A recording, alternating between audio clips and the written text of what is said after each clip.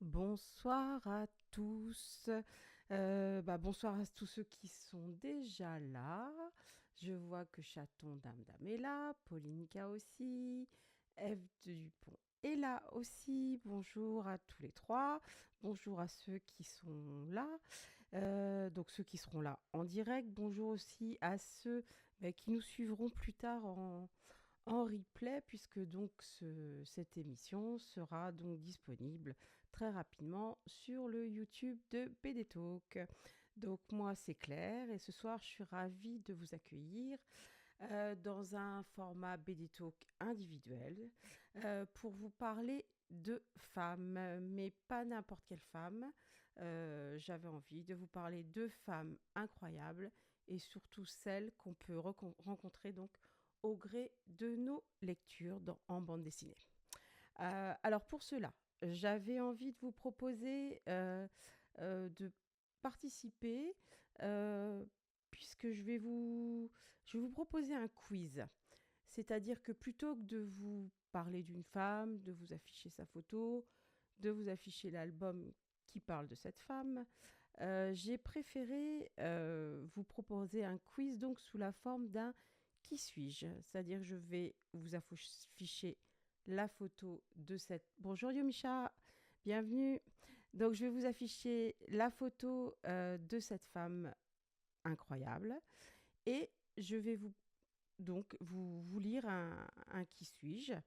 Et surtout, n'hésitez pas, si vous découvrez qui est cette femme, notez-le, inscrivez-le dans le chat. Comme ça vous permet, vous, de participer. Et si vous trouvez cette femme et qu'en plus, vous pensez avoir trouvé l'album qui parle de cette femme, marquez-le aussi dans le chat. Comme ça, on pourra échanger par cet intermédiaire. Voilà, donc oui, ces femmes, donc elles sont importantes parce que pour la plupart d'elles, elles ont mené des actions qui ont fait d'elles des militantes, des précurseurs, des combattantes. En résumé, donc ces femmes, sans elles, nous n'aurions pas les droits dont nous bénéficions aujourd'hui. Donc c'est parti pour cet individuel de BD Talk. Et bah oui, la première, de toute façon, je ne me pouvais pas débuter sans elle. Voici sa photo qui s'affiche. Et alors, donc j'ai tout préparé. J'ai mes notes, voilà. Donc, qui suis-je?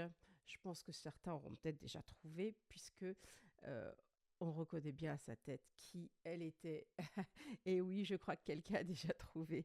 Voilà, donc je suis née le 13 janvier 1927 à Nice, dans une famille juive. Mon enfance est heureuse. Je suis entourée de mes parents, de mon frère, de mes sœurs, jusqu'à ce que la Seconde Guerre mondiale vienne donc bouleverser notre vie. En effet, en 1944, à l'âge de 16 ans, j'ai été déportée à Auschwitz avec ma mère et ma sœur. J'ai survécu à l'enfer des camps, mais j'ai perdu une partie de ma famille. Après la guerre, je deviens juriste. J'ai choisi donc de consacrer ma vie à la justice, à la protection des plus vulnérables et à la défense des droits humains. J'ai d'abord travaillé dans la magistrature, notamment sur les questions pénitentiaires, où j'ai tenté d'améliorer les conditions de vie des détenus. En 1974, j'entre au gouvernement comme ministre de la Santé et là, je suis connue pour avoir porté cette loi légalisant l'interruption volontaire de grossesse en France. Donc, un combat, comme on le sait tous, hein, qui a été difficile et vraiment extrêmement violent à l'encontre de cette femme. Donc, elle s'est donc ensuite engagée dans la construction européenne et en 1979, cette femme est devenue la première par... je suis en train de lire le chat en même temps, c'est super, vous me faites... Le programme est déjà tout prêt. Je me suis battue, donc elle est élue, donc cette femme première présidente du Parlement européen, et donc se bat donc pour une Europe de paix, de solidarité, de justice.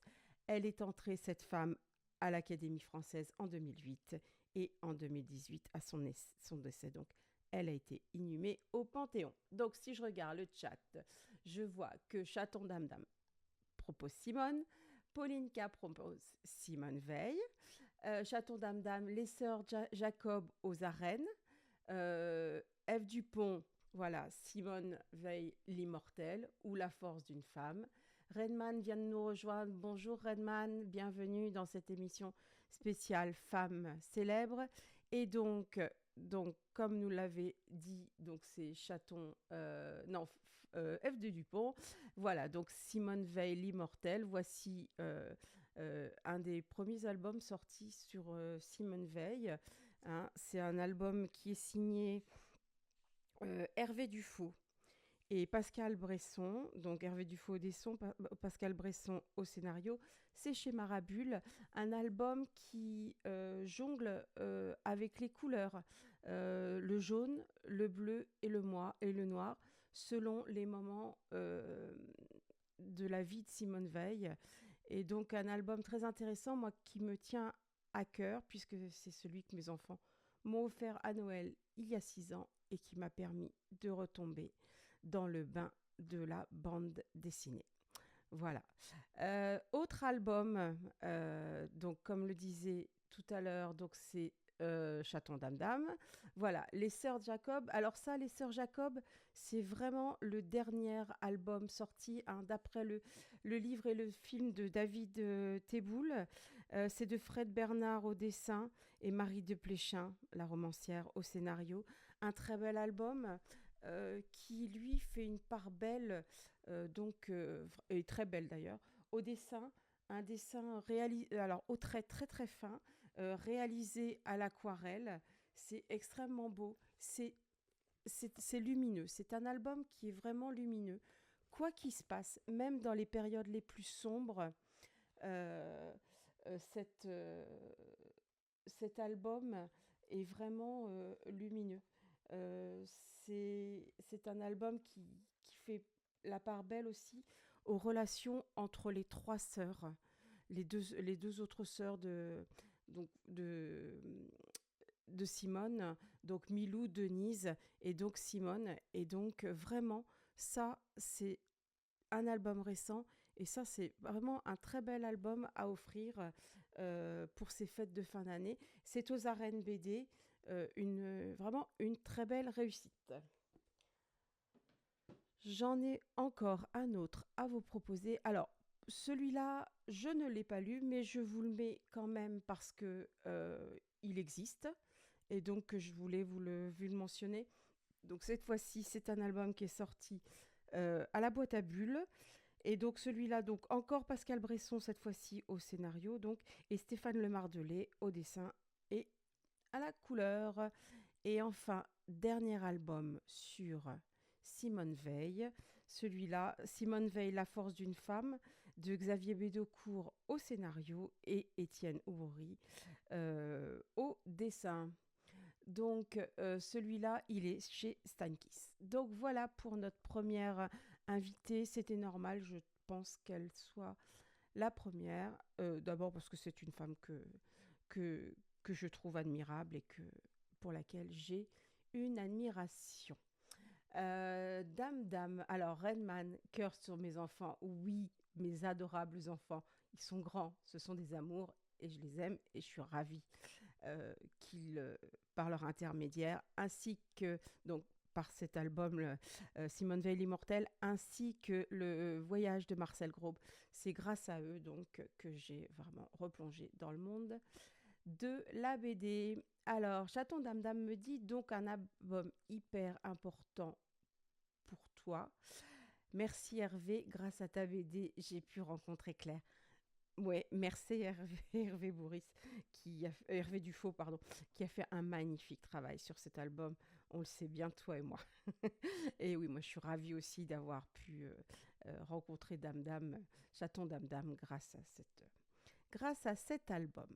Donc, voici pour notre première invitée et voici la deuxième invitée. Alors, c'est vrai que c'est pas toujours évident Donc, il y a des photos qui vous parleront plus que d'autres. Celle-ci, c'est donc une femme née en janvier 1893 à Arras. Elle est fascinée, très rapidement, elle est fascinée par les langues, les idées nouvelles et les voyages. Elle devient enseignante après des études brillantes, mais sa première vocation est l'écriture et l'engagement public. Pendant la Première Guerre mondiale, elle travaille comme infirmière et s'investit dans les actions humanitaires. Une expérience qui la convainc qu'il faut construire un monde plus juste et plus pacifique. Elle devient journaliste et fonde en 1918 la revue L'Europe Nouvelle, dans laquelle elle défend la coopération internationale et la construction européenne. Et oui, la construction européenne ne date pas d'après la Seconde Guerre mondiale. Son combat pour la paix s'accompagne d'un engagement en faveur des droits des femmes. Et d'ailleurs, dans les années 1930, cette femme va mener des actions spectaculaires pour réclamer une chose qui manquait aux femmes, c'est-à-dire le droit de vote des Françaises, convaincue donc qu'elle était, que la démocratie donc ne pouvait s'épanouir sans que les femmes détiennent enfin le droit de vote.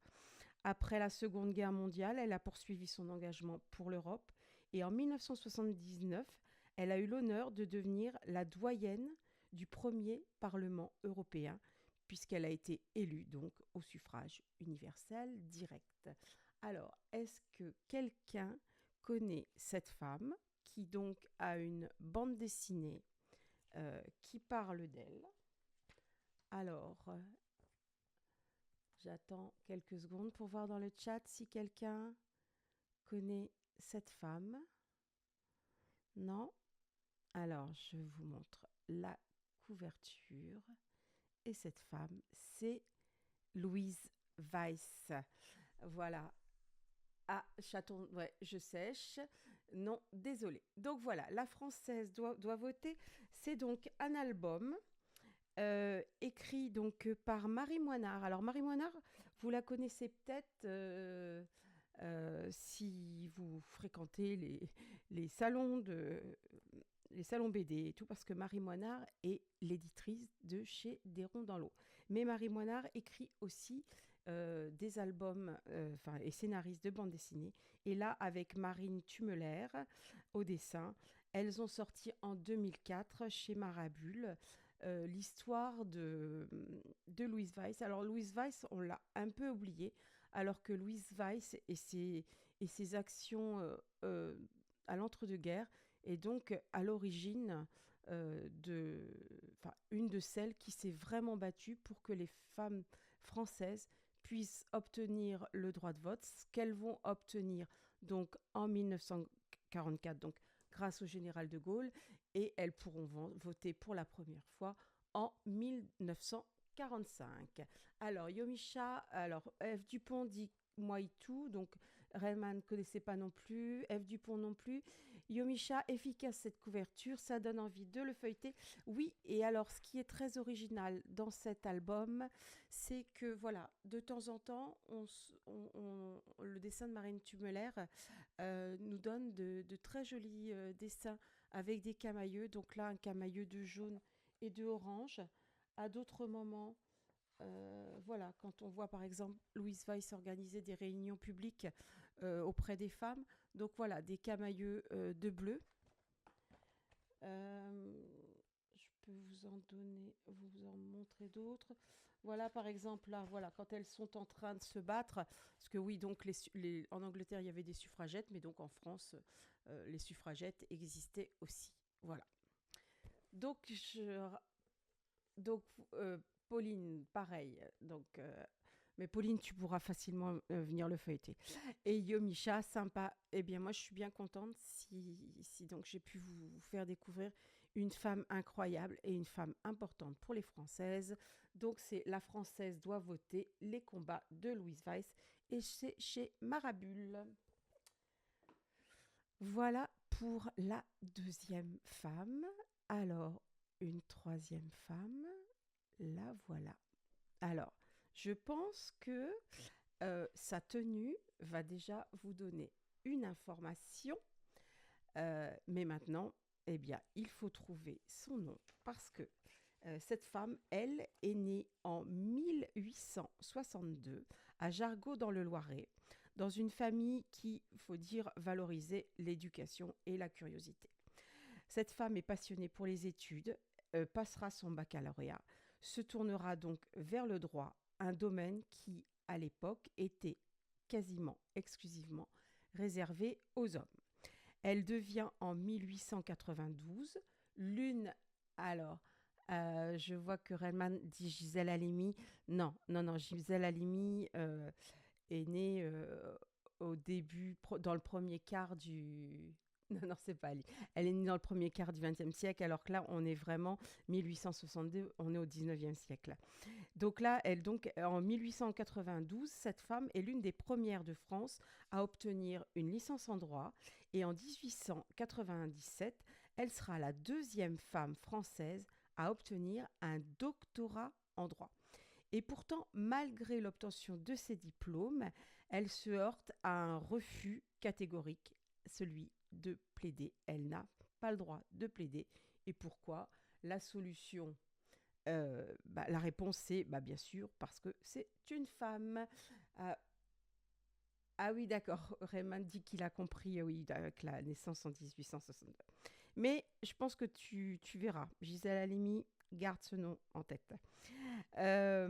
Alors, donc malgré cette injustice, ça n'a pas été un frein pour elle et elle s'est battue donc sans relâche pour faire donc connaître les compétences des femmes juristes et afin que les femmes donc puissent obtenir le droit d'exercer librement leur profession. Alors, grâce à ses efforts et aidée par son frère qui était député, elle a obtenu donc une avancée majeure puisque la loi du 1er décembre 1900 enfin autorise les femmes à devenir avocates. Et c'est ainsi que cette femme, en 1901, devient la première femme à plaider, ouvrant donc la voie ainsi à d'autres femmes. Elle est décédée en 1926 et elle reste une figure essentielle de l'histoire du droit et du féminisme en France.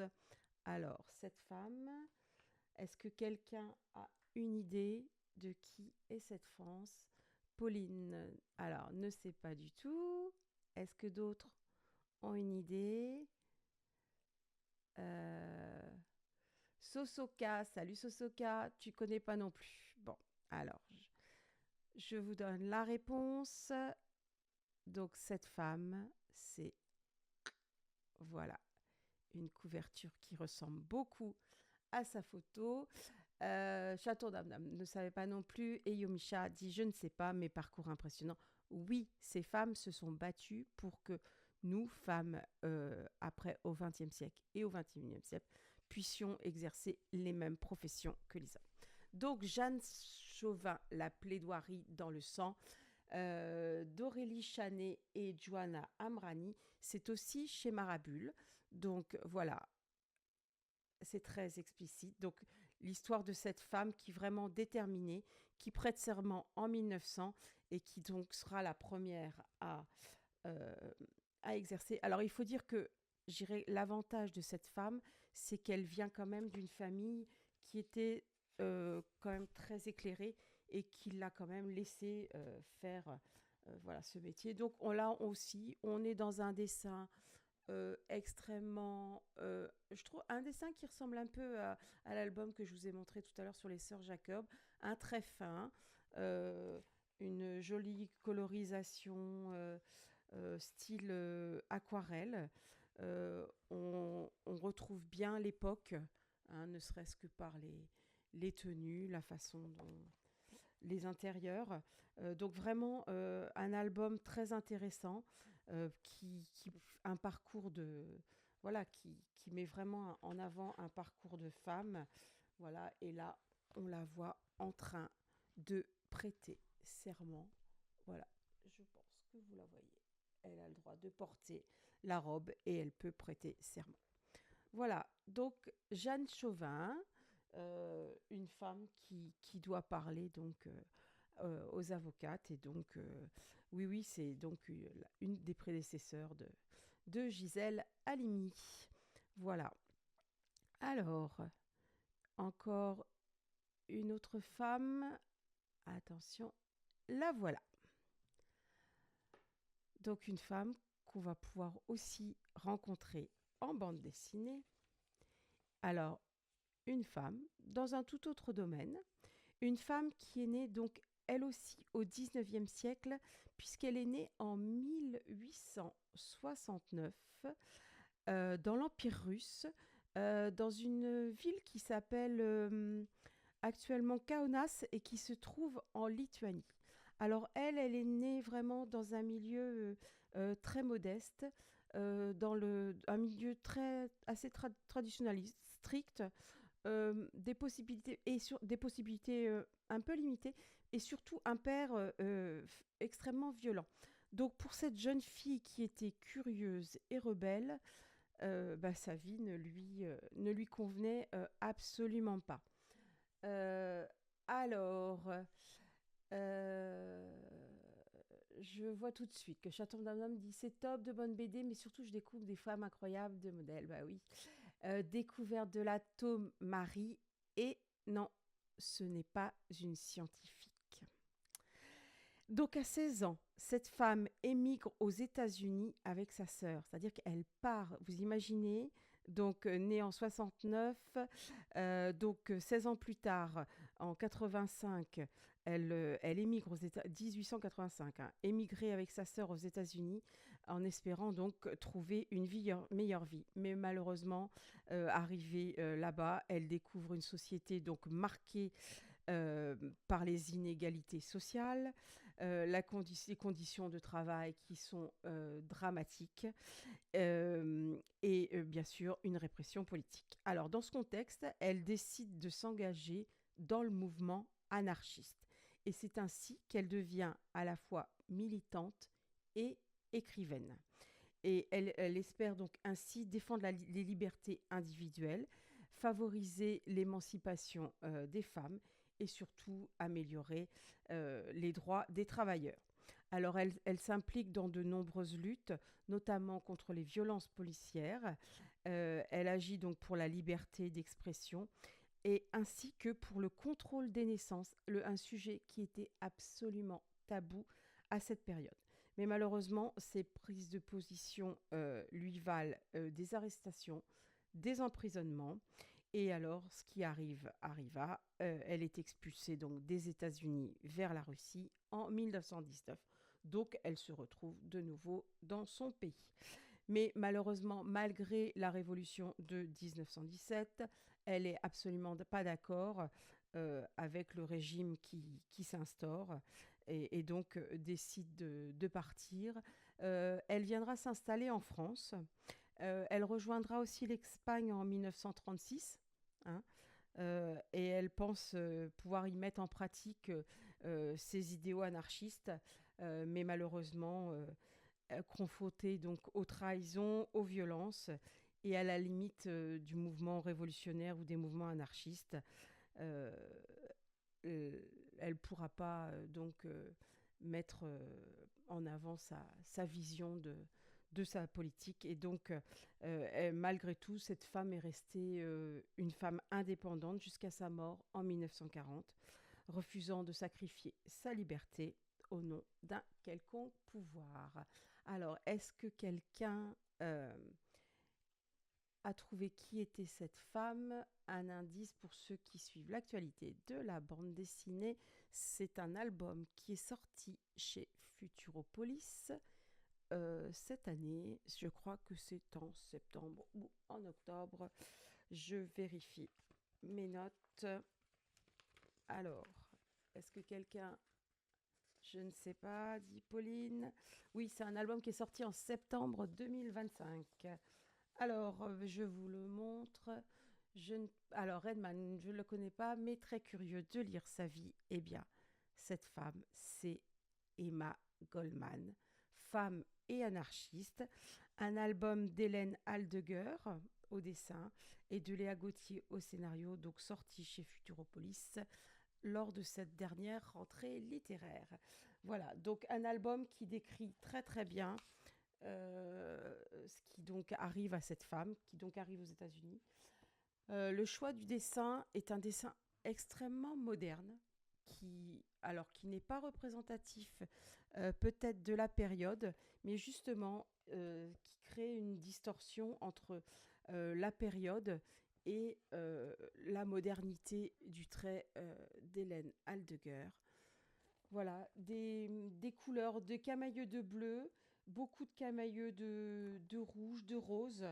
Voilà, on découvre la vie de cette femme, voilà, qui se retrouve, voilà, en prison. Alors, est-ce que j'arrive à vous le montrer? Voilà, on la voit ici en prison. Donc, voilà, un parcours incroyable. Euh, une femme qui aussi a rédigé ses mémoires pendant qu'elle était en France, à Saint-Tropez, avant que Saint-Tropez, bien sûr, ne soit ce qu'il est devenu. Et donc, ce moment-là de sa vie, on sent qu'elle est certainement un peu plus heureuse, même si voilà, c'est difficile d'atteindre son idéal anarchiste. Voilà. Donc, très très bel album à découvrir absolument. Voilà. Une page montrant cette femme obligée de quitter les États-Unis, pays qu'elle avait choisi, donc dans lequel elle avait choisi d'aller et qui malheureusement ne correspondait pas à son idéal. Donc oui, très belle couverture, je suis d'accord, une très belle découverte de cette dernière rentrée. Emma Goldman, un nom donc à retenir également. Alors, une autre femme, là je pense que ça va peut-être parler euh, à une certaine Sosoka, elle va se reconnaître et elle va savoir pourquoi. Renman me dit la douche froide, ça a dû être pour elle quand elle est arrivée aux États-Unis, où elle devait s'imaginer plein de nouvelles façons de faire la société. Elle devait surtout s'imaginer trouver une société, je pense peut-être plus égalitaire, mais bon, ça n'a pas été le cas, surtout quand elle y est arrivée fin 19e siècle aux États-Unis. Bravo, Eve Dupont. Ouais, ouais, Sosoka, j'ai reconnu, bien sûr. Pauline Rosa Parks. Et oui, donc je vous raconte, enfin, je vous fais quand même le qui suis-je de Rosa Parks, puisqu'elle est née en 1913 à Tuskegee, en Alabama. Elle a donc grandi dans le sud des États-Unis, qui est une région marquée, bien évidemment, par la ségrégation raciale à cette époque. Dès son enfance, elle comprend que les personnes noires ne sont pas traitées de la même manière que les personnes blanches, et cette injustice très rapidement l'a profondément touchée.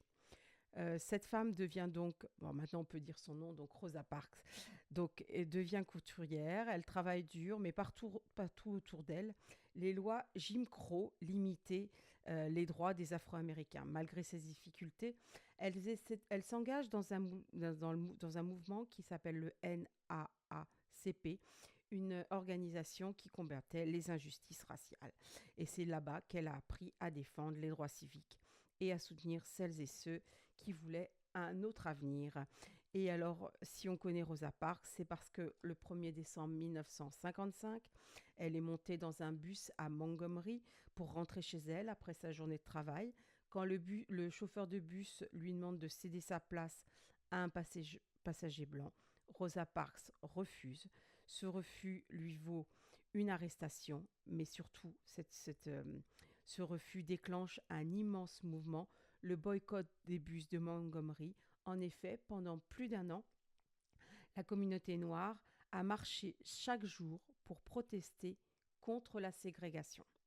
Grâce à ce courage collectif, la Cour suprême des États-Unis finalement déclare ces pratiques illégales et donc Rosa Parks s'est déclarée fière d'avoir contribué à cette victoire.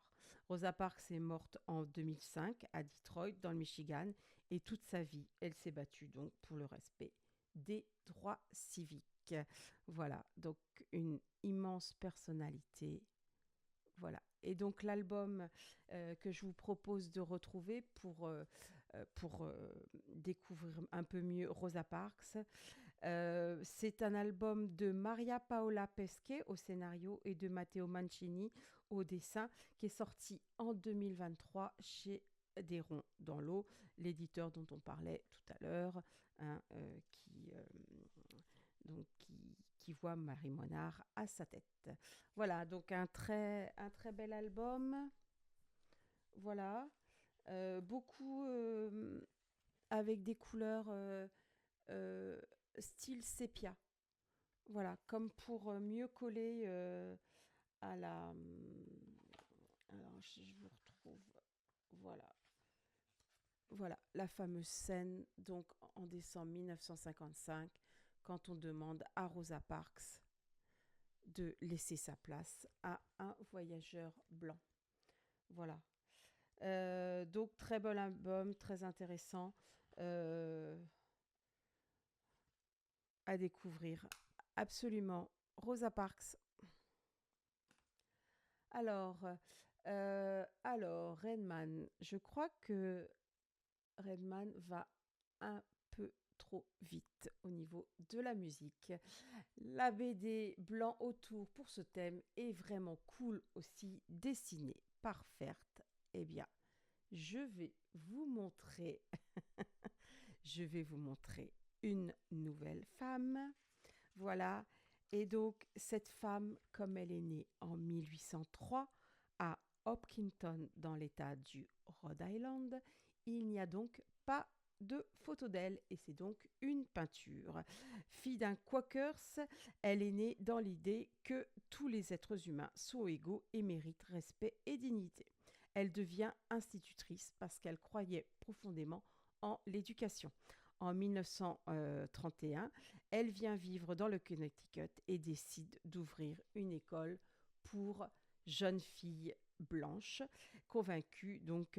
euh, Elle a ouvert donc d'abord une école pour jeunes filles blanches, mais convaincue que les jeunes filles afro-américaines méritaient elles aussi euh, une éducation de qualité, elle décide de leur ouvrir, euh, de leur donner une place dans son école. Et c'est donc pour ça qu'en 1833, elle accepte qu'une jeune élève noire, Sarah Harris, puisse être scolarisée dans son établissement. Et bien sûr, opposition des habitants qui refusent que l'école accueille des élèves afro-américaines.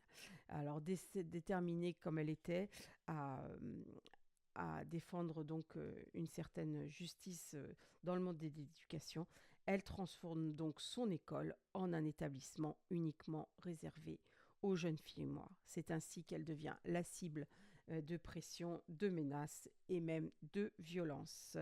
Elle a été donc persécutée, les autorités votent une loi contre son école et malheureusement, la pression étant trop forte, elle a été obligée de fermer son école en 1834.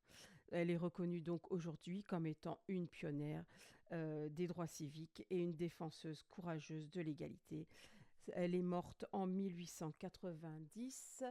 Alors, Renman, tu avais donc donné la réponse. Alors, est-ce que quelqu'un a le nom de cette femme? donc, donc, son nom, c'est Prudence Cantral. Et l'album qui parle de cette femme, c'est bien Noir, Blanc autour de Wilfrid Lupano et Stéphane Fert. Et donc, c'est un album qui lui est sorti en 2021 chez Dargaud. Un très bel album. De toute façon, avec Stéphane Fert au dessin, ça ne peut pas en être autrement. Voilà. Donc, un très beau dessin. Voilà, et on découvre donc cette femme qui décide, voilà, que les jeunes filles noires ont elles aussi le droit d'aller à l'école et d'apprendre. Alors, Chaton, Dame, Dame, Meumé et Noir, oui, l'album sur Claudette Colvin d'Émilie Plateau, oui, oui, oui, une jeune fille qui ne laissa pas sa place 9 mois avant Rosa Parks, moins connue, toujours vivante. Oui, un très bel album aussi, mais comme celui-là, je ne l'ai pas dans ma bibliothèque, je n'en ai pas parlé. Alors, Pauline dit, je ne sais pas, c'est pas grave, ma chérie, il est à la maison, tu pourras le lire. Yomisha, j'ai lu la BD, mais je n'avais pas retenu son nom. Oui, c'est vrai qu'en plus, il y a une histoire avec un jeune garçon, donc on peut facilement oublier le nom de Prudence Kundral. Redman, Morgan était incroyable de faire aussi. Euh, Redman, je triche, j'ai regardé dans la Bible, mais enfin, les biblis servent à ça. Bonsoir Malo Alice, merci d'être venue. Alors, Eve Dupont, je suis comme Yomisha. Voilà. Donc, Blanc autour, un album très intéressant pour parler de ces pionnières en matière de droit civique. Euh, je sais pas, hein, elles se connaissent. Ah bah oui, dame, dame, chaton, dame, dame, je connais Pauline, je la connais même très bien. Voilà. Alors, donc voilà pour Prudence Keldral. Et maintenant, j'ai oublié d'enlever. Voilà, Rosa Parks. Et nous passons maintenant à une nouvelle photo. Et voilà. Donc là, je sais que euh, certains vont peut-être connaître s'ils ont lu l'album qui est sorti. Lui aussi, album qui est sorti récemment, puisqu'il est sorti cette année en février 2025. Et cette fois, c'est pour parler d'une femme qui est née le 25 août 1927 en Caroline du Sud, mais qui a grandi à Harlem, donc quartier de New York. Donc cette jeune femme, ce qui est intéressant dans cet album, c'est qu'on voit qu'elle est passionnée de sport et le meilleur terrain de sport pour elle, c'est la rue, parce qu'il faut savoir qu'à cette époque-là, les gens de couleur euh, n'étaient pas acceptés dans certains clubs. Mais à cette époque, elle a donc appris, elle, à jouer au tennis grâce à la police qui faisait des sortes d'ateliers avec les enfants pour leur apprendre à jouer à ce qui s'appelait à l'époque au paddle. Et issue d'une famille modeste, elle sera donc confrontée, donc elle aussi très rapidement, à la ségrégation raciale et donc trouvera sur son chemin des obstacles. Elle rentre donc dans le monde du tennis donc par hasard, donc grâce à ce programme communautaire instauré donc par la police, qui donc offrait aux jeunes gens la possibilité de participer à des activités sportives. Et très vite, elle s'est rendue compte qu'elle avait un talent naturel pour ce sport. Alors, Malo Alice me dit, il n'y a pas un film avec Will Smith autour de cette tennis woman. Je ne sais pas. Je ne sais pas, il faudra que je cherche parce que ça ne me dit rien du tout. Alors, cette femme devient en 1950 la première joueuse noire à participer à ce qui était l'ancêtre de l'US Open. Et en 1951, une première femme noire a participé à Wimbledon. Mais alors, c'est justement euh, grâce à ses victoires, elle va montrer que elle va pouvoir faire tomber les barrières. Et elle rentre dans l'histoire en 1956 en remportant le premier titre du Grand Chelem à Roland-Garros. En 1957, elle gagne l'US Open et Wimbledon. Ces victoires représentent donc des avancées pour les personnes qui partageaient son combat pour l'égalité. Alors, ce qu'il faut savoir, c'est que non seulement cette femme a été une joueuse de tennis brillante, un modèle pour les sœurs Williams, mais qu'une fois qu'elle a terminé sa carrière de tenniswoman, eh bien, tout simplement, elle s'est mise au golf. Et s'il faut bien dire qu'il y a un sport qui, pendant très longtemps, a été réservé aux Blancs, c'était bien le golf. Eh bien, s'est mise au golf et elle est devenue une joueuse de golf professionnelle. Alors, Althea me dit Pauline, tu as le prénom. Et alors donc Althea, puisque tu nous donnes son prénom, est donc morte en septembre 2003 dans le New Jersey. Redman dit, je me demande si elle a pu gagner autant qu'une finaliste blanche à l'époque. Alors ça, je ne sais pas. Je pense que déjà les femmes gagnaient moins. Je ne pense pas quand même qu'en raison de la couleur, il y ait eu une ségrégation, mais tu as raison, je pense qu'il faudrait se renseigner. Et Pauline nous dit Althea Gibson. Et oui, il s'agit bien d'Althea Gibson. Voici l'album. Je pense que Chaton Dame Dame doit connaître cet album. Et cet album, c'est White Only de Julien Frey et Sylvain d'Orange, qui est donc sorti, je vous l'ai dit, en février 2025 chez Vent d'Ouest. Voilà, donc un album qui montre bien que cette jeune fille, voilà, on la voit ici, hop, suivre ses premiers entraînements dans la rue. Voilà, et c'est donc son premier terrain de tennis, c'est dans la rue, dans son quartier à Harlem. Voilà. Et donc, voilà, elle va avoir la chance quand même de pouvoir de finir par intégrer un club, un club de tennis. Et c'est grâce à un entraîneur qui va donc la pousser, même si on pensait à l'époque que les Blancs ne voudraient jamais jouer avec les Noirs. Voilà, donc album très intéressant hein, sur cette jeune femme. Voilà, pour vous montrer, voilà, là, la voilà. Donc, quand elle joue à Wimbledon, hop, voilà, on voit.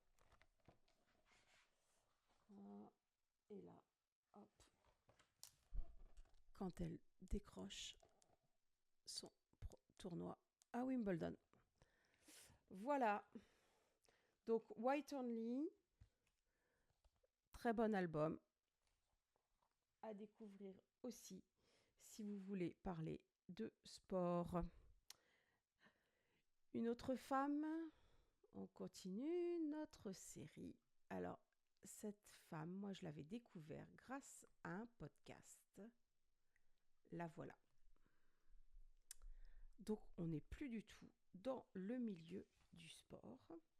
Et donc, cette femme, elle est née en 1879 à Washington, D.C., dans une famille afro-américaine instruite. En effet, son père est le premier homme noir diplômé de l'université d'Harvard. Et donc, déjà, actuellement, Harvard, c'est quand même une institution, mais vous imaginez, fin 19e siècle, être diplômé d'Harvard quand on est un jeune noir, c'est vraiment quelque chose d'exceptionnel.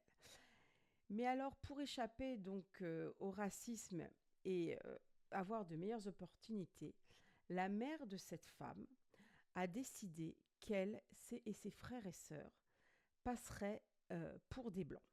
C'est ainsi qu'elle est devenue, aux yeux des autres, une femme d'origine portugaise. Et c'est pour cela qu'elle va changer son nom de manière à renforcer sa nouvelle identité. Elle est passionnée très rapidement par les livres rares, les manuscrits anciens et les œuvres d'art. Après des études dans ce domaine et un premier travail à la Princeton University Library, c'est-à-dire la bibliothèque de l'université de Princeton, elle a la chance de rencontrer un homme qui s'appelle J.P. Morgan, John Pierpont Morgan, l'un des hommes les plus puissants et le plus riche des États-Unis. En 1905, J.P. Morgan l'engage pour organiser et enrichir sa propre collection. Et elle devient la directrice de la célèbre Morgan Library. Une fonction exceptionnelle pour une femme, mais encore plus exceptionnelle pour cette femme qui cachait ses origines. Elle a voyagé à travers l'Europe.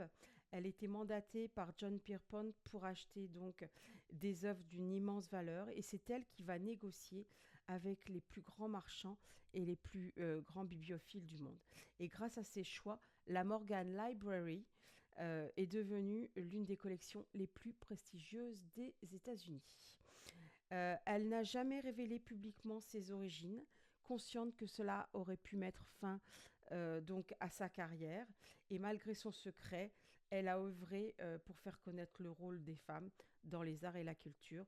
Elle est morte en 1950 en s'interdisant d'avoir un enfant, de peur que cet enfant soit noir de peau et qu'on puisse découvrir son secret. Alors, est-ce que quelqu'un connaît qui est cette femme? Alors, Renman Meme, j'avais découvert la série de BD pour enfants Little People, Big Dreams en New Zealand et j'ai ramené avec moi celui sur Marie Curie qui m'a beaucoup touchée, très simple et très beau, que je vous conseille même en anglais. Redman, La danse sur Paris, j'ai tout faux. Alors, Malo dit non, ce n'est pas Kiki de Montparnasse, ni Joséphine Baker. Je pensais, j'ai été influencée par les plumes. Non. Alors, est-ce que quelqu'un d'autre a une idée qui est cette femme? Voilà. Non, je vois pas qui c'est. Donc, cette femme s'appelle Belle Greener ou Belle d'Acosta Green. Donc, c'est le nom qu'elle a changé. Et justement, le titre qui parle de cette femme, c'est Le secret de Miss Green, un album sorti chez Le Lombard, lui aussi en 2025. En janvier, il est signé Nicolas Antona au scénario et Nina Jacquemin au dessin. Et comme vous savez, le dessin de Nina Jacquemin est toujours plein de douceur. C'est toujours un dessin très agréable à regarder. Et donc, voilà, là, voilà, on découvre ces enfants autour de la table avec leur mère, puisque leur père les a abandonnés. Hein. La mère se retrouve seule avec les enfants. Et donc, les enfants et leur mère décident de cacher à tout le monde qui sont donc d'origine noire et se faire passer pour des Portugais d'origine. Voilà. Et donc, voilà, que je vous montre quand, voilà,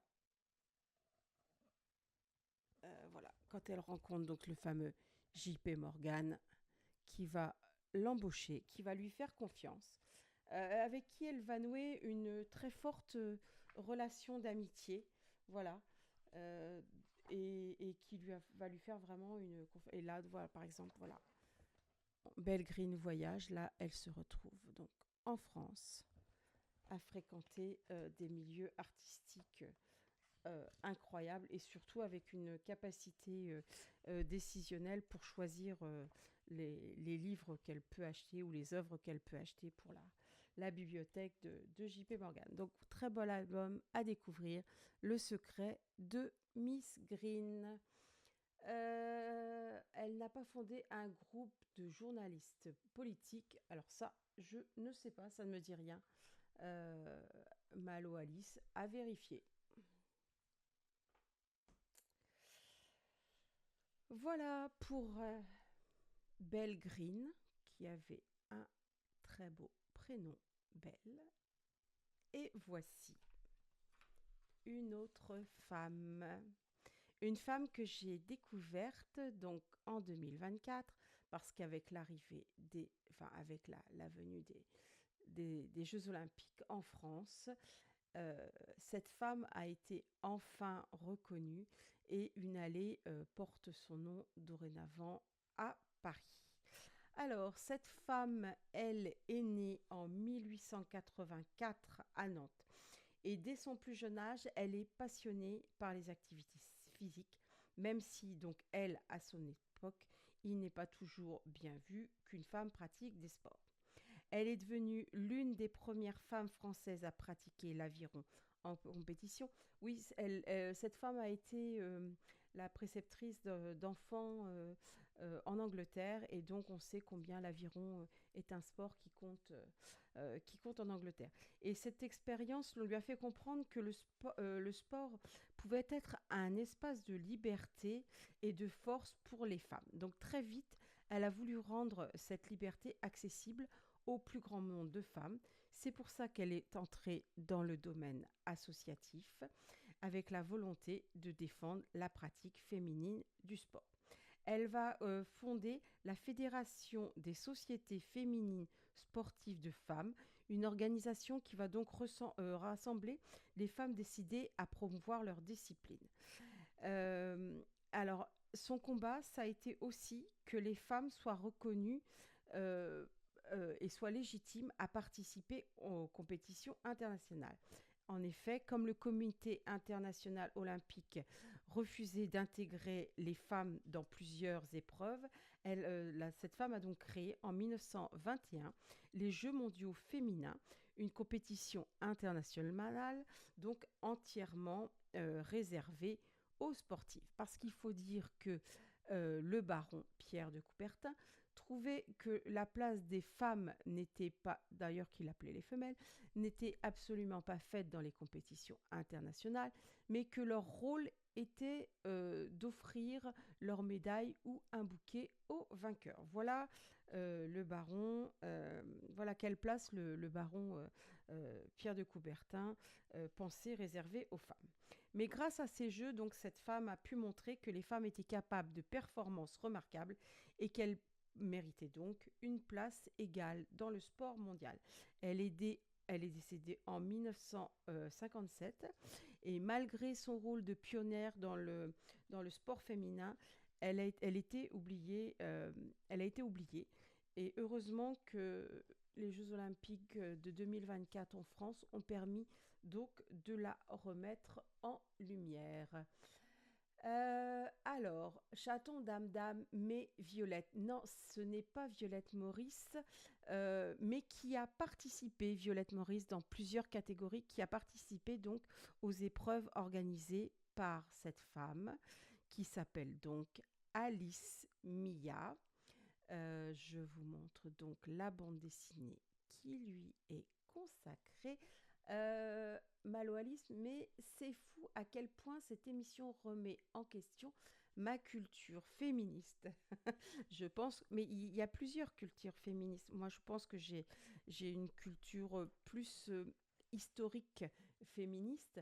Et voilà, donc Chaton Dame Dame, mais Alice Mia, oui, je connais par le sport, évidemment, évidemment, puisque sans elle et sans sa détermination, euh, bon, les femmes seraient peut-être arrivées à faire du sport, mais peut-être pas si rapidement. Et elle a vraiment montré une énergie incroyable pour que les femmes puissent... euh, alors, les femmes avaient parfois dans des clubs le droit de participer à des activités sportives, mais n'avaient pas le droit de le pratiquer en compétition. Donc, Alice Mia, c'est un docu-BD des éditions Petit à Petit, donc éditions qui sont spécialisées dans ce type de bande dessinée documentaire. Donc, elle est signée Didier Kelaguillot au scénario et Chandre au dessin. Elle est sortie en 2022. Et donc, les docu-BD chez Petit à Petit, alors je vais vous montrer comment ça se passe chez eux. En général, vous avez quelques pages. Alors, c'est chapitré. Et vous avez quelques pages, en général 4, 5, qui sont donc réservées à une partie de la vie de cette personne. Et très rapidement, vous avez des pages documentaires.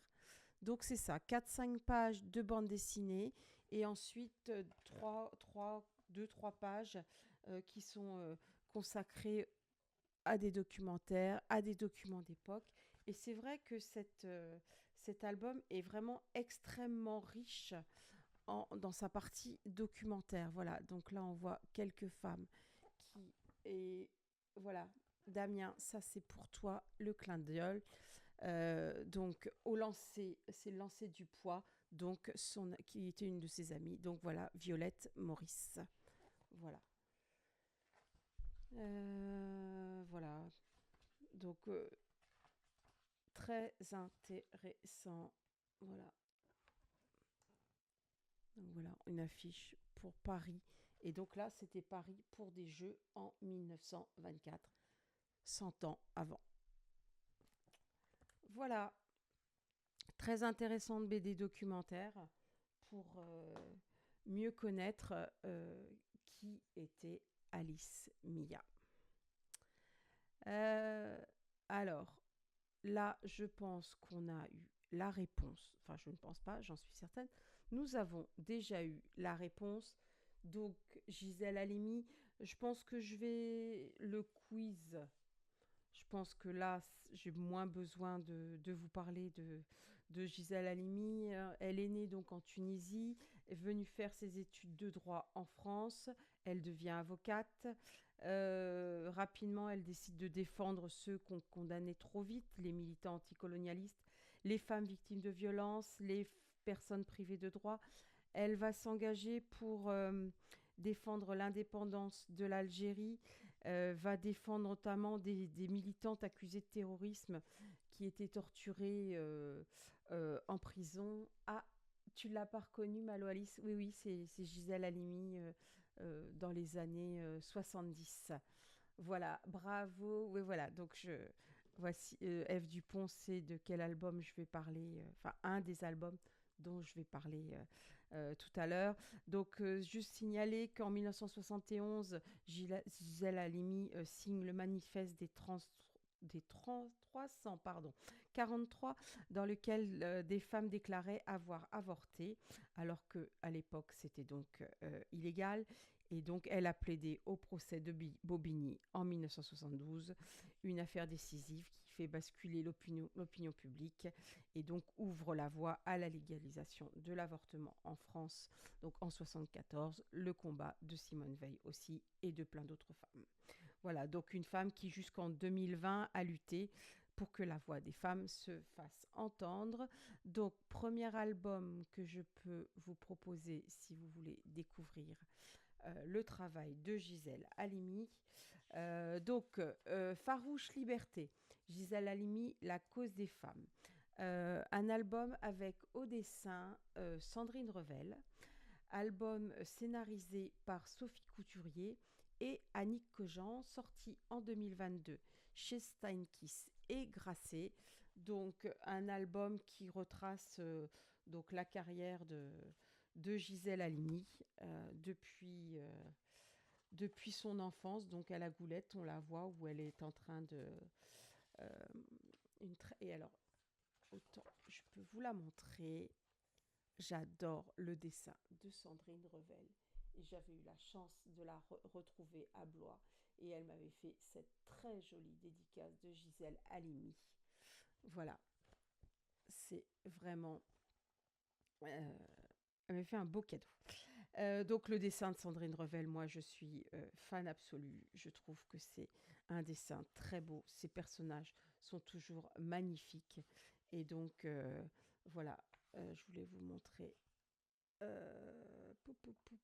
Alors quand le procès de Bobigny, à quel endroit est-ce qu'il est, j'arrive pas à le retrouver. Donc là voilà, c'est son combat pour l'Algérie contre pour l'indépendance de l'Algérie. Et alors, je vois pas, j'arrive pas à retrouver. Bobigny, voilà, le combat, voilà. Donc le combat des femmes, les manifestations lors du procès de Bobigny en 1972. Voilà. Donc, bien sûr, très intéressant.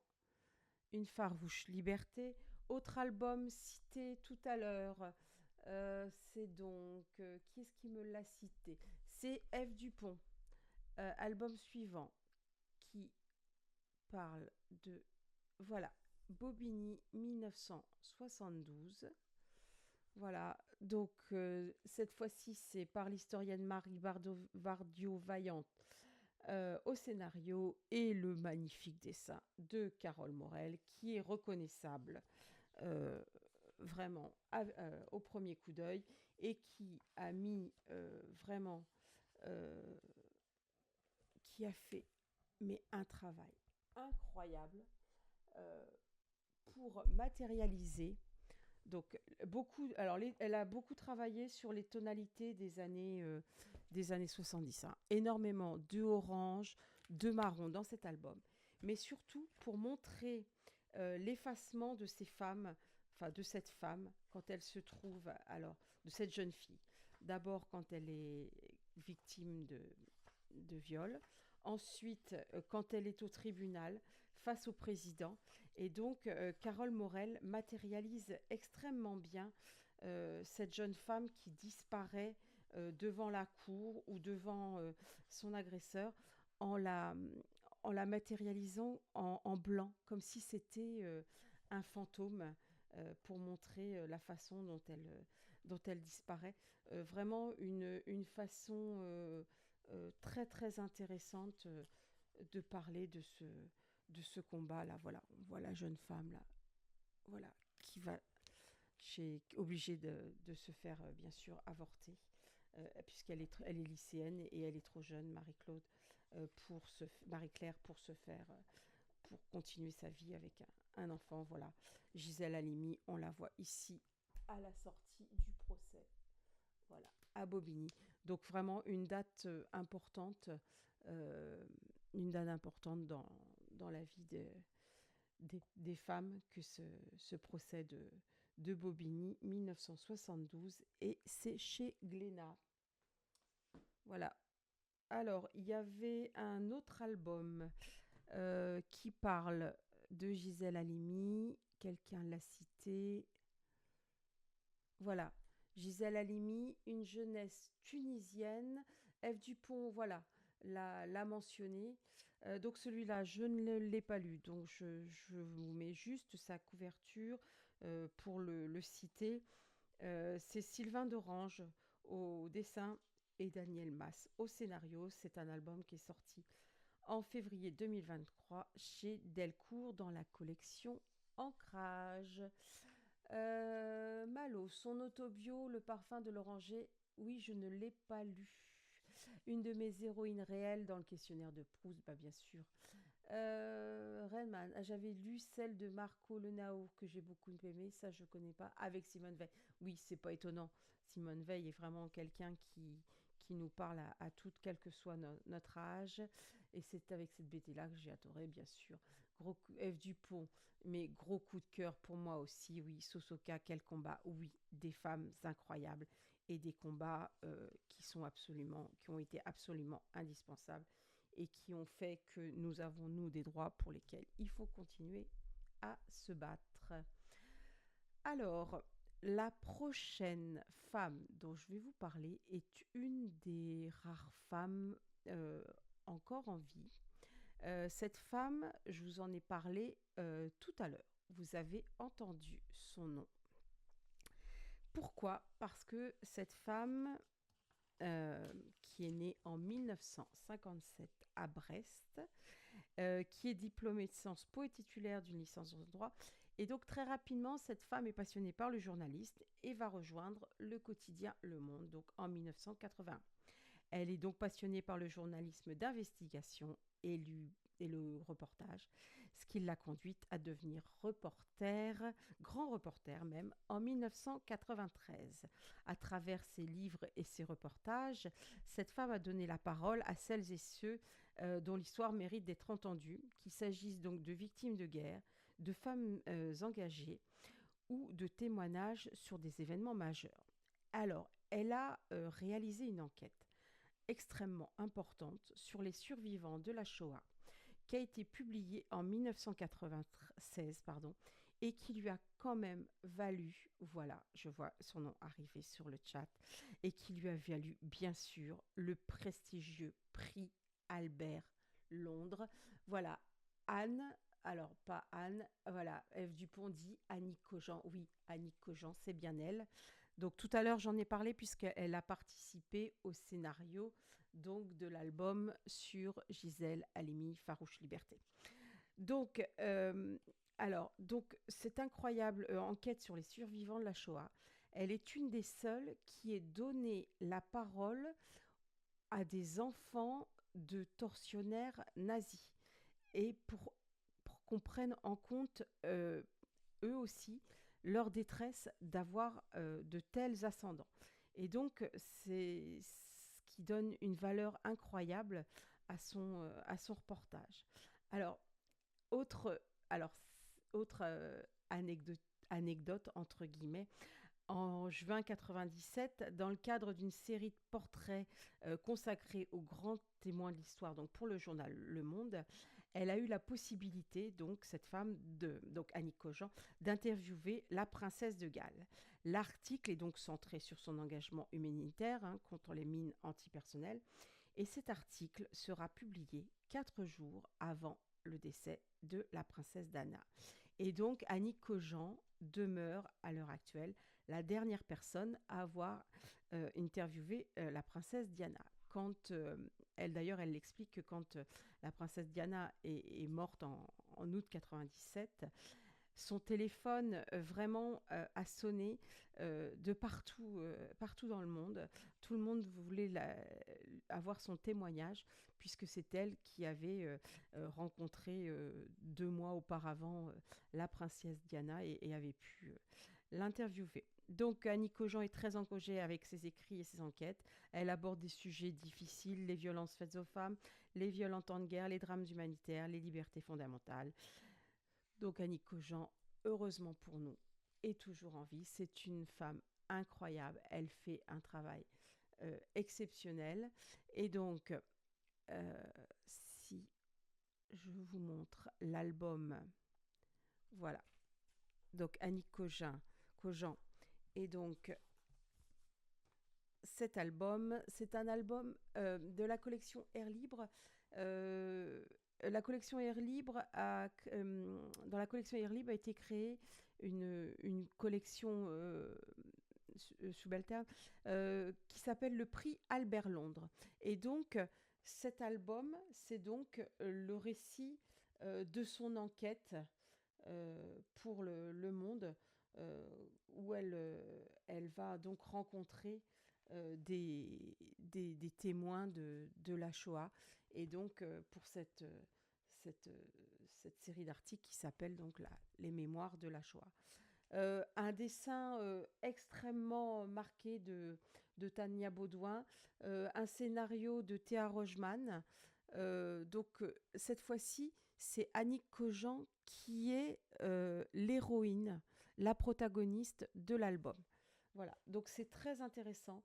Des images extrêmement dures, mais de toute façon, il ne peut pas en être autrement, avec, voilà, on sent la mort extrêmement présente dans le dessin. C'est des dessins extrêmement, des tons froids. Voilà. Voilà. Mais un album vraiment réussi. Je trouve qu'on n'en a pas assez parlé. Alors, F. Dupont, voilà, c'est ça. Mémoire de la Shoah.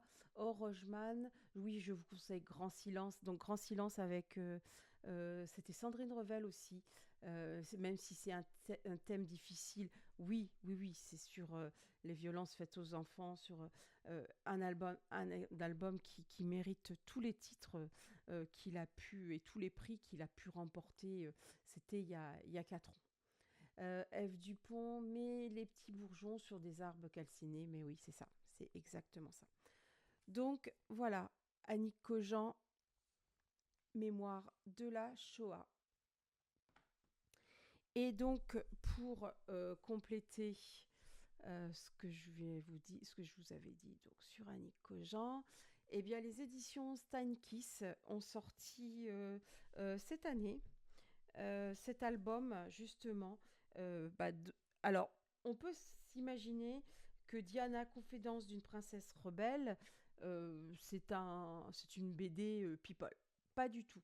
C'est justement ces fameuses confidences qui ont été recueillies par Annick Cogent auprès de la princesse Diana. Et vraiment, enfin voilà, et Sandrine Revel au dessin. C'est toujours magnifique. Voilà. Hop. Le bandeau. Voilà. Là, on la voit quand elle apprend, donc 2 mois plus tard, que la princesse Diana meurt dans un accident.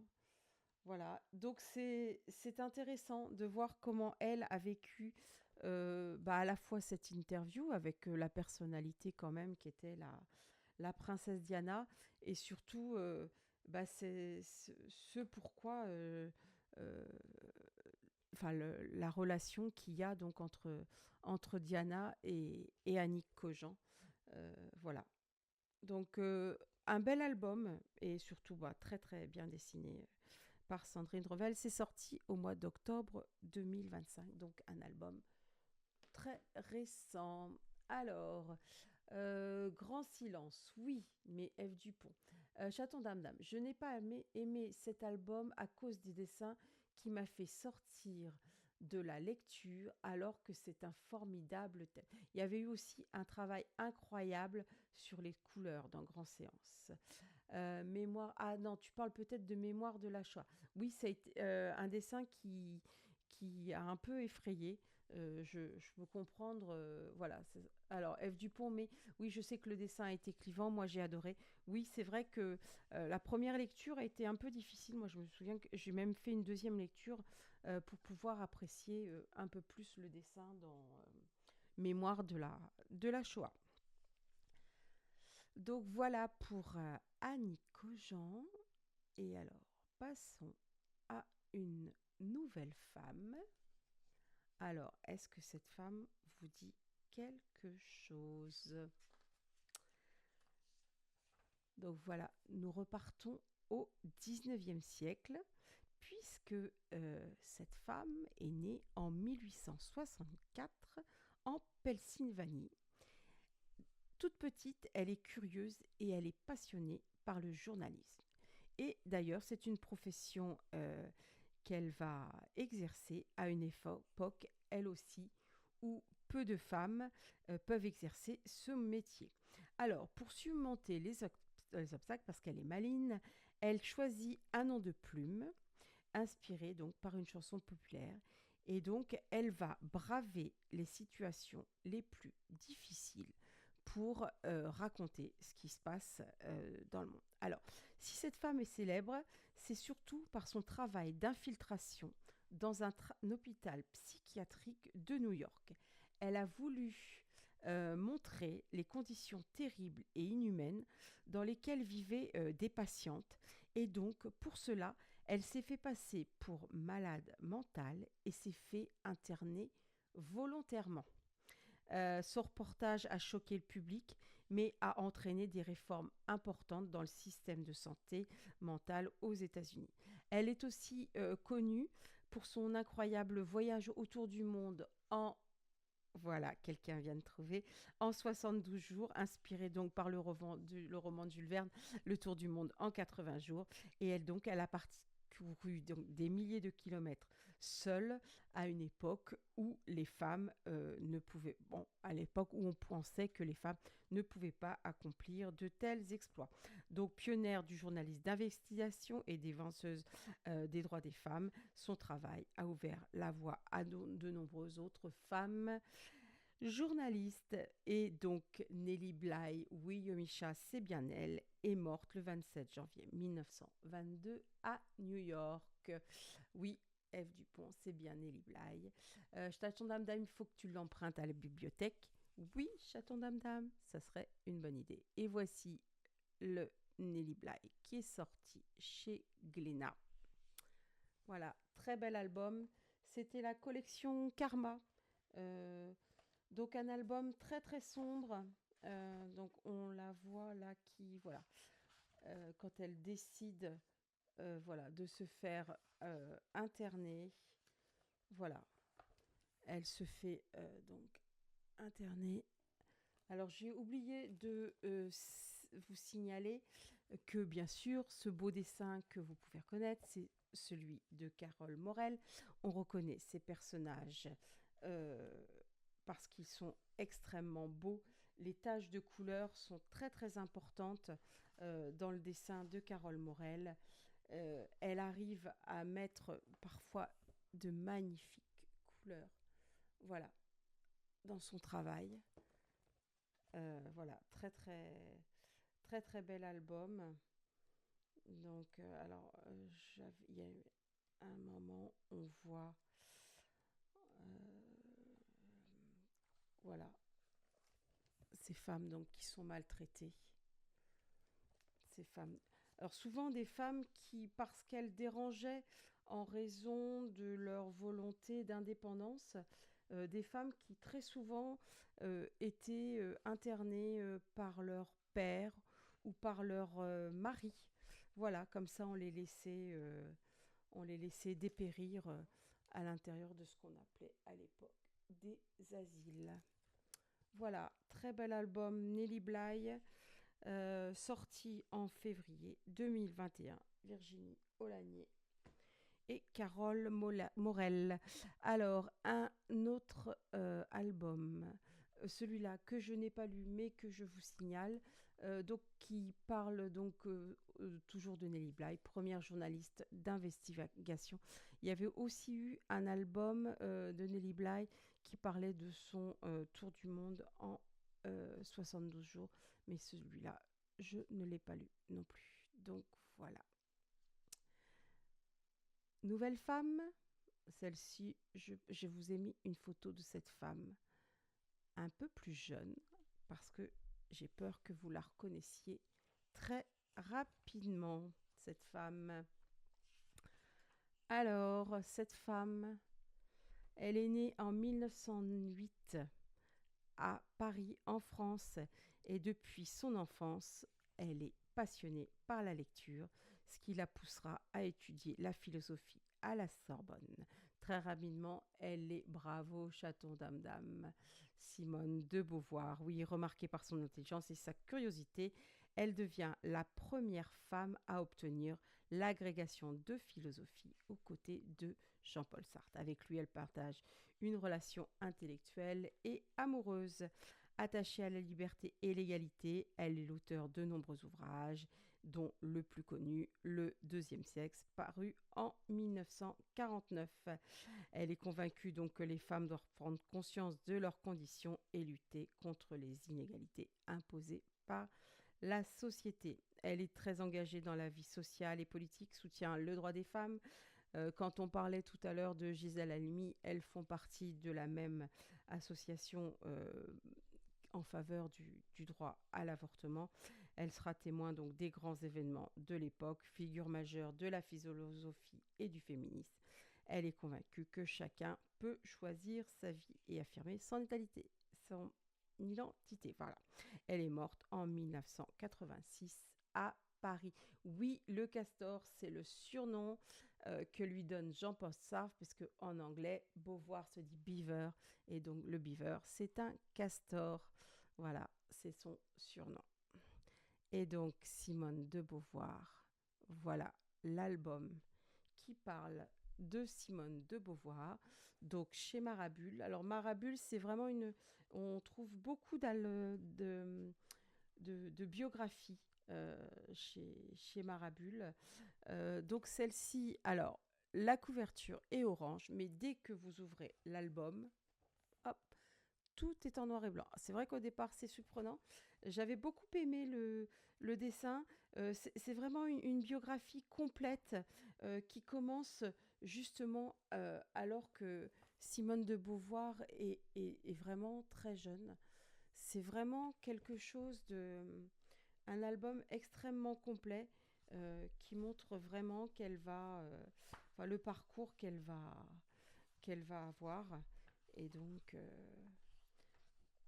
mais je vous réserve une surprise avec le titre suivant, parce que donc, voilà, Castor, voilà, on la voit ici avec Sartre. Mais Simone de Beauvoir, si elle est connue pour sa relation avec Jean-Paul Sartre, euh, Simone de Beauvoir va vivre une histoire incroyable avec un écrivain américain qui s'appelle Nelson Algren. Algren, pardon. Et dans Les Matins doux, on découvre donc cette histoire qu'elle va vivre avec lui. Et c'est vrai que là, donc c'est un album d'Ingrid Chabert au scénario et d'Anne Perricoé au dessin, paru chez Stan Kiss en 2023 dans la collection Dyad. Et dans cet album, on découvre la relation amoureuse que va vivre Simone de Beauvoir et Nelson Algren. Et donc, on découvre une autre Simone de Beauvoir. C'en est fini avec la féministe. Elle est extrêmement amoureuse de cet homme qui n'a rien en commun avec Jean-Paul Sartre, un très bel homme. Et avec cet homme, elle sera totalement sous sa coupe. Il n'y a plus d'égalité homme-femme. On la sent extrêmement fragile face à cet homme. Et donc, une histoire qu'on connaît pas nécessairement, mais qui est intéressante parce qu'elle permet de voir une autre Simone de Beauvoir. Voilà. Alors, je continue dans mes personnages. Et alors, j'avais envie de vous parler d'une femme que j'apprécie énormément. Voilà, cette femme, je pense que vous allez peut-être la regarder et la voir au premier coup d'œil. Alors, moi, cette femme, c'est une femme qui m'a toujours énormément émue parce que j'ai grandi en... Chez moi, mes parents écoutaient beaucoup de musique classique. Et c'est vrai que cette femme, je l'entendais extrêmement... alors, une actrice américaine, non. Parce que cette femme, donc née en décembre 1923 à New York, dans une famille grecque, et très rapidement, voilà, Ève Dupont. Très jeune, elle va découvrir sa passion pour la musique, pour le chant, et va décider donc de consacrer sa vie entière. Ses parents donc vont surtout sa mère, intransigeante, qui va vraiment la faire travailler, et donc vont l'encourager à suivre des études rigoureuses de chant classique. Et comme elle est extrêmement disciplinée et déterminée, elle va vouloir atteindre l'excellence. Soprano, elle est devenue célèbre grâce à cette voix unique, capable d'une intensité émotionnelle importante. Enfin, moi, à chaque fois que je l'écoute, je suis vraiment touchée. Ses rôles dans La Tosca, Norma, Violetta sont vraiment des représentations incroyables. Elle est à la fois chanteuse, mais quand elle est sur scène, elle a une présence et une prestance incroyable, et une façon de vivre ses rôles vraiment avec une passion incroyable. Alors sa carrière va connaître des hauts et des bas, malgré le fait qu'elle va se produire sur des scènes très très importantes comme Paris, la Scala de Milan, à Londres, à New York. Elle est une figure incontournable, mais c'est une femme qui va tomber amoureuse d'un milliardaire grec qui est Aristote Onassis, et sa vie va s'écrouler. Alors pour lui déjà, elle va vouloir devenir belle, elle va énormément maigrir, elle va devenir jolie, celle qui était, je dirais peut-être un vilain petit canard, va devenir cette femme splendide. Et donc sa vie s'écroule quand son amant Aristote Onassis rencontre Jackie Kennedy, la femme du président assassiné, et va l'épouser alors qu'il ne l'avait pas, elle, épousée. Et donc il restera le grand amour de sa vie. Une vie qu'elle finira d'ailleurs seule à Paris, dans son appartement, juste entourée de son majordome et de sa cuisinière. Et elle décède en 1977. Elle a seulement 53 ans. La Calas, oui, c'est ça, c'est tout à fait ça. La Calas, c'est vraiment la diva. Euh, alors, on aime la Calas ou on n'aime pas, mais moi, je trouve que c'est une femme exceptionnelle. Et donc, l'album que j'ai beaucoup aimé pour parler de la Calas, c'est donc un album qui date, lui, de 2019. Alors, toujours, c'est chez Marabule. Un magnifique album en noir et blanc. Euh, voilà. Avec des traits noirs extrêmement épais, mais qui vous conviennent parfaitement bien au visage de Maria Callas. Euh, voilà, un album très très intéressant graphiquement. J'ai vraiment adoré. Oui, Chaton Dame Dame, sa voix est exceptionnelle. Oui, sa voix est sublime. Voilà, euh, voilà. Dans Médée,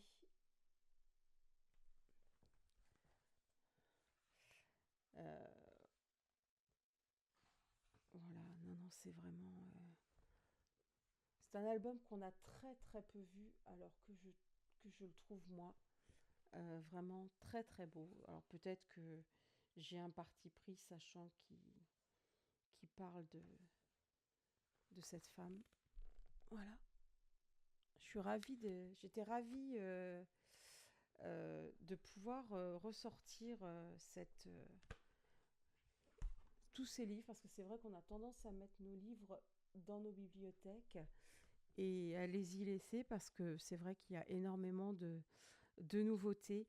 Et donc là, ce Callas, Je suis Maria Callas de Vanna Vinci est vraiment un très très bon album, et ça me donne vraiment envie de le mettre de côté et donc de le relire intégralement. Alors, F. Dupont-Moretti, je fais partie des gens qui sont insensibles à la voix. Oui, on aime ou on n'aime pas. Il n'y a pas de tiède avec Maria Callas.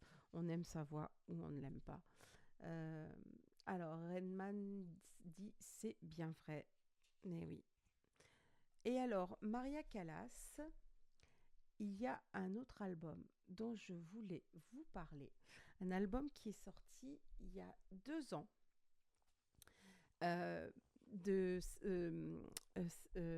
donc Jean Dufaux, qui est un passionné euh, de Maria Callas, et Sarah Briotti, qui est une très jeune dessinatrice italienne. C'est son premier album, et pour son premier album, elle a collaboré avec Jean Dufaux. Il avait repéré son travail sur Facebook. Ils m'avaient tous les deux expliqué ça lors du festival Quai des Bulles. J'avais eu la chance, j'avais demandé l'interview de Jean Dufaux en me disant je ne l'aurai jamais. Et donc il y a 2 ans, merci aux éditions Air Libre, enfin Dupuis, de m'avoir donné cette chance de rencontrer Jean Dufaux. Et Jean Dufaux est un amoureux inconditionnel de Maria Callas. Et dans cet album, La Callas et Pasolini, Un amour impossible, c'est une histoire qu'il a inventée. Donc, La Callas et Pasolini étaient amis. Et donc, Pasolini étant homosexuel, voilà, il ne pouvait pas y avoir de relation entre La Callas et lui. Et donc, il a fait ce magnifique album hommage dont on n'a pas beaucoup parlé, et je trouve que c'est bien dommage. Et, et vraiment, c'est incroyable. Enfin, Sarah Briotti a fait un travail incroyable. Et je me souviens que Jean Dufaux disait qu'il avait été tellement époustouflé par le travail de Sarah Briotti qu'il n'attendait qu'une seule chose, c'est de retravailler avec elle, chose qu'ils ont faite. Et donc, moi, j'attends avec impatience leur album. Je pense qu'il ne devrait pas tarder. Et je me souviens encore de ma rencontre avec Jean Dufaux, qui avait été incroyable ce jour-là, qui m'avait accordé du temps le dimanche après-midi alors qu'il allait reprendre la route pour Bruxelles. Et il avait ouvert mon album en me disant mais Claire, votre album n'est pas dédicacé. J'avais dit non, Monsieur Dufaux, parce que je l'ai appelé Monsieur Dufaux. Et il m'a dit mais je ne pars pas avant de vous avoir dédicacé votre album, si bien sûr vous m'y autorisez. Comme si je n'allais pas autoriser Jean Dufaux à me, à me faire une dédicace.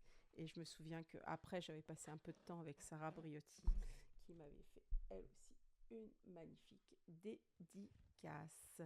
Voilà, donc ça, ce sont vraiment des albums qui comptent, parce que ils sont l'objet d'une rencontre, ils sont l'objet d'une discussion, et cela leur donne encore plus de valeur. Redman dit sur certains livres qu'on prend plaisir à redécouvrir quand on range sa bibliothèque. Et oui, effectivement, il faudrait qu'on passe plus de temps parfois à relire ce qu'on a déjà, plutôt que d'acheter de nouveaux albums. Mais c'est vrai on est parfois extrêmement tenté. Voilà une autre femme dont j'aimerais vous parler. Pourquoi? Parce que euh, d'abord, je ne connaissais pas moi le parcours de cette femme avant d'en entendre parler suite à la sortie de l'album. Donc c'est un album qui est sorti donc en 2020, l'album qui parle de cette femme. Et cet album, c'est le premier que j'ai eu la chance de chroniquer sur le site Comic Strip, site auquel je participe maintenant depuis bientôt 5 ans et qui m'a permis de faire la connaissance de mon rédac-chef préféré, c'est-à-dire Chaton Dam Dam. Alors, donc, cette femme, que je vous dise un peu qui elle est. Donc, elle est née en 1878 à Paris. Et cette femme est diplômée en médecine, elle aussi, à une époque où peu de femmes ont accès à cette profession. Elle sera la première femme à exercer la chirurgie plastique en France et très rapidement, elle veut redonner confiance et dignité aux hommes et aux femmes, notamment celles et ceux qui souffrent de blessures et de malformations. En 1916, elle va donc se former aux techniques de la chirurgie réparatrice et correctrice, pardon. Et ainsi, dans des conditions pourtant précaires, elle va participer à l'effort de guerre puisqu'elle va opérer les blessés de la face, ceux qu'on appelle plus communément les gueules cassées. Dans l'entre-deux-guerres, elle va inventer des techniques innovantes. Alors là, plus dans l'esthétique, hein, pour le rajeunissement du visage, le lifting, les soins pour lutter contre le vieillissement. Et d'ailleurs, c'est aussi une militante féministe convaincue et qui s'engage donc pour le droit des femmes. Et elle va participer à une association qui existe aux États-Unis, qui est assez connue, qui s'appelle le Soroptimist International. Alors, pendant la Seconde Guerre mondiale, cette femme va également, cette fois-ci, modifier des visages de résistants ou de juifs recherchés par la Gestapo. Et à la libération, elle interviendra pour effacer des séquelles physiques de déportés revenant de camps de concentration nazis. Une femme qui est décédée donc en 1954 à l'âge de 76 ans. Voilà, Chaton Dame Dame. Je crois que tu as trouvé. Ève Dupont, je ne me souviens plus de son nom. Voilà, Chaton Dame Dame, à main nue de Leila Slimani. Voilà, et Clément Oubrerie. Voilà, un album en 2 tomes. Et cette femme, c'est Suzanne Noël. Voilà. Donc là, on la voit dans la première partie de sa vie, quand elle est plus donc dans la chirurgie réparatrice des gueules cassées. Et donc le deuxième tome, voilà, là on est plus dans la période entre-deux-guerres. Elle aussi, voilà, vous voyez sur son bandeau, je veux voter. Donc elle aussi féministe qui va donc œuvrer pour que les femmes possèdent le droit de vote, mais aussi pour que les femmes puissent être heureuses à travers leur apparence physique. Chose qu'on ne pensait pas indispensable ou essentielle à l'époque. Oui, à main nue. Voilà, très beau diptyque, sorti aux arènes BD et donc en 2020 et 2021. Alors, la femme suivante, je l'ai mise. Pourquoi? Alors, attention à ce pinceau que vous voyez. Cette femme n'est pas une peintre, mais vous allez voir, elle a aussi... Ah, Chaton Dame Dame, mais le mot NUES rejeté par Twitch, mais c'est pas moi. À main nue, oui, d'accord, évidemment. Oui, c'est vrai il faut se censurer pour ce genre de choses. Euh, la femme de Picasso, non, non, non, non. Alors, cette femme est une Américaine. Euh, elle est née, alors, elle est née la même année que Suzanne Noël. Vous allez voir, elles ont un parcours parallèle et relativement similaire. mais par un autre biais. Elle est née à Philadelphie aux États-Unis et toute petite, elle est fascinée par l'art et la sculpture. Elle va donc étudier la sculpture à la Pennsylvania Academy of Fine Arts, ça c'est les beaux-arts, et elle va apprendre à donner vie aux idées, à ses idées, grâce à la forme et à la matière. Donc, elle a fait un travail artistique, ce qui lui a permis d'exprimer sa créativité et de se connecter avec les émotions des autres à la travers ses œuvres. Et si elle est connue, c'est pour son engagement humanitaire pendant la Première Guerre mondiale. En effet, quand elle a vu les terribles blessures que les soldats subissaient au combat, elle a décidé de mettre ses compétences artistiques au service de leur guérison. Et comment? Eh bien, elle est devenue sculptrice de masques faciaux et a créé des prothèses réalistes pour les gueules cassées, à la fois les Américains, les Britanniques, les Français. Ces masques étaient donc les hommes à retrouver confiance en eux et leur permettaient ainsi de réintégrer la société euh, malgré leurs blessures. Elle leur redonnait à la fois une vie sociale, une vie familiale. Et donc, elle a travaillé à Paris, donc sous l'égide de la Croix-Rouge, dans un atelier où elle fabriquait ses masques. Alors là, la photo, je l'ai coupée, mais à côté d'elle, vous voyez, il y a un bras, et à côté d'elle, c'est un homme, une gueule cassée, et on voit qu'il a sa prothèse sur le visage, et avec son pinceau, elle l'adapte au mieux la coloration de ce masque à la couleur du visage de cet homme.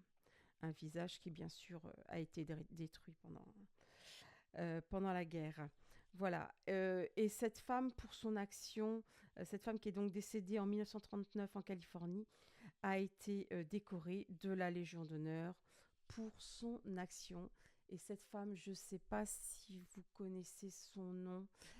Cette femme, elle s'appelle Anna Coleman Ladd. Et donc, le livre qui parle de son travail, c'est l'atelier des gueules cassées, donc aussi chez Marabule. Un, un album que j'avais trouvé vraiment extrêmement beau parce que justement, on y découvre alors un album extrêmement noir. Donc là, vous voyez un champ de bataille pendant la Première Guerre mondiale. Et donc, cette femme va découvrir ces hommes qui vont... Alors, il faut aller un peu plus loin. Voilà, ces hommes. Voilà. Alors, j'ai oublié de préciser. Voilà, c'est un album euh, donc alors j'ai toujours du nom à dire son nom, Amazing Mesian au dessin et Sybille Tite de la Croix au scénario. Alors Amazing Mesian fait beaucoup d'albums qui ressemblent à des comics. C'est vraiment un travail incroyable. Là, vous voyez, hop, un homme dont le visage est abîmé. Voilà. Et donc, le travail, voilà, le travail d'Anna Coleman Ladd va être voilà, de faire des prothèses comme celle-ci pour, à l'endroit où les hommes ont le visage arraché, leur redonner une... leur redonner, voilà, avec des prothèses, leur redonner un visage qui puisse leur permettre de reprendre leur vie si, bien sûr, ils pouvaient malgré les horreurs de la Grande Guerre, reprendre leur vie. Voilà, donc ça, un album que j'ai rarement vu passer, mais que je trouve indispensable et il fait partie des belles rencontres qu'on fait bien souvent dans le monde de la bande dessinée. Alors, il y a deux autres femmes dont j'aimerais vous parler. Celle-ci, je pense, je ne pouvais pas ne pas faire cette émission sans vous parler d'elle. Voici l'avant-dernière de cette femme. Je pense qu'au premier coup d'œil, vous allez la reconnaître. Je pense que je ne vais même pas avoir besoin de vous raconter sa vie, puisque de toute façon, cette femme, depuis maintenant 4 ans, accompagne, voilà, bravo chaton dame dame, c'est bien Madeleine Riffaut. Cette femme accompagne donc euh, nos lectures. Euh, Il s'agit de Madeleine Résistante, la série en 4 tomes de J.D. Morvan, Dominique Bertaille, à laquelle a participé Madeleine Riffaut, hein, au scénario. Donc là, le bleu Bertaille, hein, il y a le bleu Klein, mais maintenant on pourrait quasiment dire qu'il y a en bande dessinée, il y a le bleu Bertaille. Et donc, en 4 tomes, on découvre donc le début. Donc là, c'est le tome 1, celui-là, hein. On découvre donc le début de la vie de Madeleine alors qu'elle est enfant, et très rapidement, on découvre son engagement alors qu'elle est dans les Alpes, dans un sanatorium. Elle décide de le quitter pour aller à Paris, pour très rapidement, à l'âge de 16 ans, pour s'engager dans les FTP, dans la résistance. Et donc, on suit son.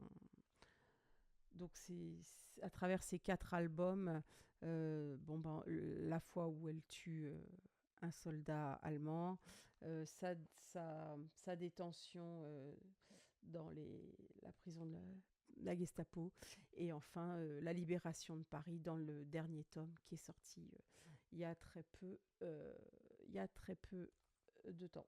Voilà, donc Madeleine Riffaut, bon, c'est toujours un plaisir de toute façon d'échanger avec J.D. Morvan. On avait eu la chance, quand on est allé à Angoulême l'année dernière, de faire une émission de radio avec lui sur Radio Zai. On avait pu parler avec lui de son travail. Bon, de toute façon, Dominique Bertaille a eu le grand boom cette année, avait fait une magnifique affiche, toujours dans des magnifiques tons bleus. Donc voilà, la série en 4 tomes, donc qui se termine pour cette période-là de la vie de Madeleine Riffaut, qui se termine là.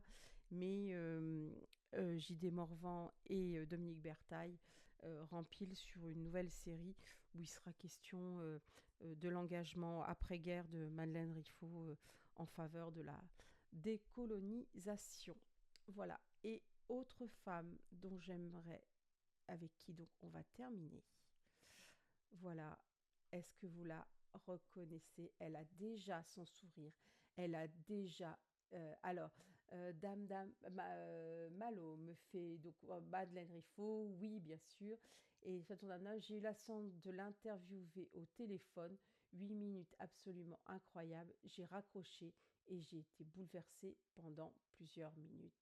Oui, je peux comprendre. C'était une personnalité et elle a énormément marqué J.D. Morvan, Héloïse, sa femme qui a travaillé avec eux, et David Bertaille. Ils ont vécu au-dessus de chez elle pendant ces dernières années, et c'est vraiment devenu quelqu'un de la famille. Voilà. Et dernière femme avec qui je vais terminer. Est-ce que vous reconnaissez son sourire, ses boucles d'oreilles? Elle est toujours aussi coquette actuellement, alors qu'elle a plus de 100 ans. Maintenant, il s'agit... Est-ce que quelqu'un dans le chat me met son nom? Sinon, voilà. Donc, il s'agit bien sûr de Ginette Kolinka. Ginette Kolinka, dont on peut découvrir le parcours, voilà, Kolinka. Donc Ginette Kolinka, on peut découvrir son parcours à travers cet album. Aurore Donte était une jeune étudiante quand Ginette Kolinka, elle était en école d'ingénieur, quand Ginette Kolinka est venue un jour parler de son travail de passeuse de mémoire. Et donc, Aurore Donte a eu un coup de foudre pour Ginette Kolinka. Elles ont beaucoup échangé et ces échanges se sont transformés en un album alors que cette jeune fille était encore étudiante en école d'ingénieur. C'est sorti chez Desronds dans l'Auf. Alors c'est un album en noir et blanc. Beaucoup de noir. Voilà, comme s'il s'agissait de négatifs. un travail très rond. Voilà, un premier album euh, avec les défauts d'un premier album, mais surtout avec beaucoup d'envie d'échanger, beaucoup d'envie de partager. C'est en ça vraiment une belle réussite.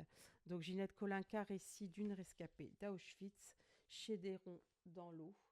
Et enfin, dernier album que je vais vous proposer. Alors, attendez. Hop, voilà.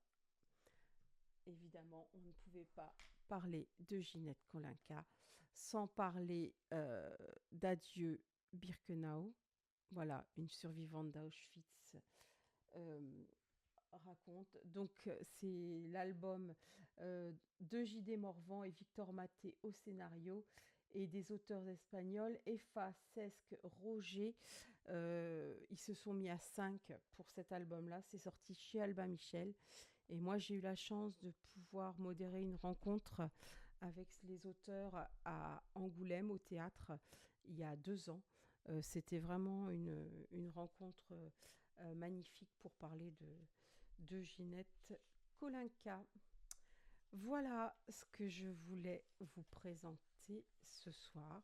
Voici les femmes importantes que j'ai pu retrouver ou rencontrer en bande dessinée.